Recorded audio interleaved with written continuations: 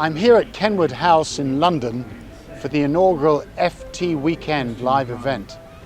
And with me, Alan Rusbridger, former editor of The Guardian for 20 years, and Zanny Minton Beddoes, the editor of The Economist.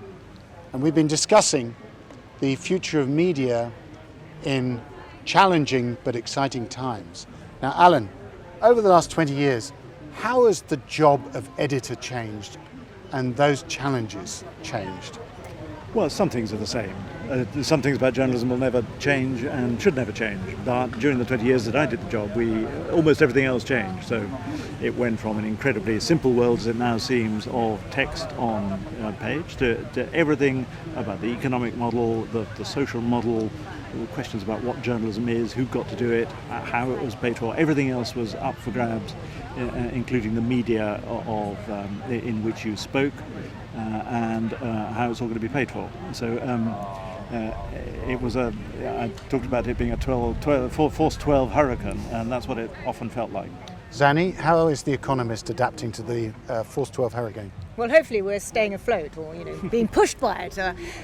Look, I think Alan's absolutely right. It's an incredibly exciting time.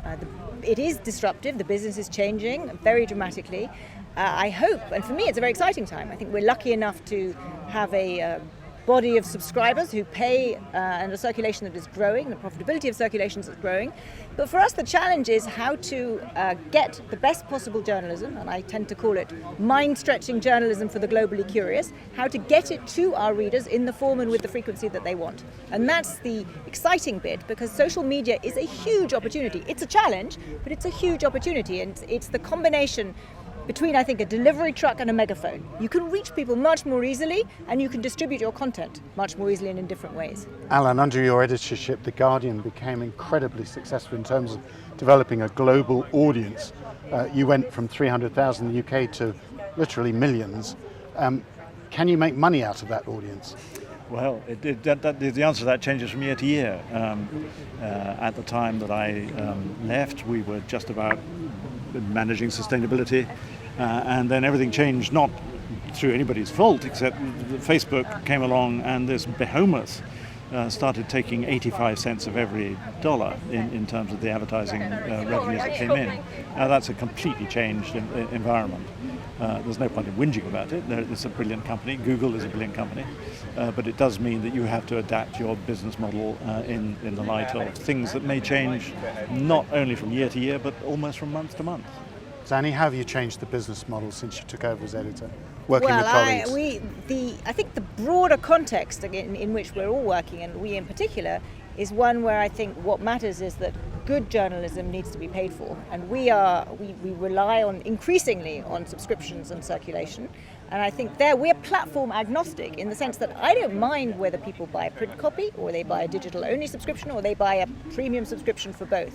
And I think that industry, for me, at least for where we are, I'm long-term positive, very positive about the possibility of subscriptions to grow and circulation to grow. There are millions and millions of globally curious people in the world who are not yet Economist subscribers and who can and should become Economist subscribers. On the other hand, I'm much more pessimistic about the long-term future of advertising. I think secularly it is a massively disrupted industry, and I think that I'm very glad that that's not our central part of our business model. Let's talk about the role of the editor. Alan, you won a Pulitzer Prize, or The Guardian did, under your editorship. How's it changed since you took over? Well, again, the main things, you have to be curious and tough and independent and inquisitorial and hold power to account. All those kinds of things remain true. But I felt my job was to try and understand the technology, not because it was technology, but because it signified a completely different social shift. I mean, it was the biggest thing since Gutenberg. Now, when we think of Gutenberg, we don't necessarily think about the technology of printing.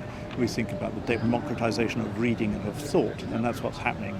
And we're moving from a very vertical world in which the people with the knowledge used to drip it down to something in which it's much more widely dispersed. And as an editor today, you can't afford to ignore that. Zanny, guardian of editorial standards, but also talent manager, maybe football manager. That's the phrase that I've often used, that I'd hope to be a good football manager. I think you need to do, as an editor, you need to do three things. You need to push very hard for the best possible journalism. That's ultimately what underpins all of our success, and it will also be the cause of our failure. If we don't do good journalism, we're not going to succeed. The second is to figure out with the commercial team, commercial side of the paper, how to get that journalism to the readers when they want it and in the form that they want it. And thirdly, and I think of it not so much as talent management and more broadly as culture, maintaining the culture of the organisation, adapting it to the new environment without losing what it is. And I'm sure it's true for both of your publications, but The Economist is a very peculiar and very precious culture. Since 1843 we've produced this magazine. Our fealty lies with the liberalism that infuses us, and I feel a great responsibility to that, and I have a team of fantastic people, and maintaining that, nurturing that is really what it's all about. Zanny Minton Beddoes, Alan Rusbridger, thank you for joining me at Kenwood House.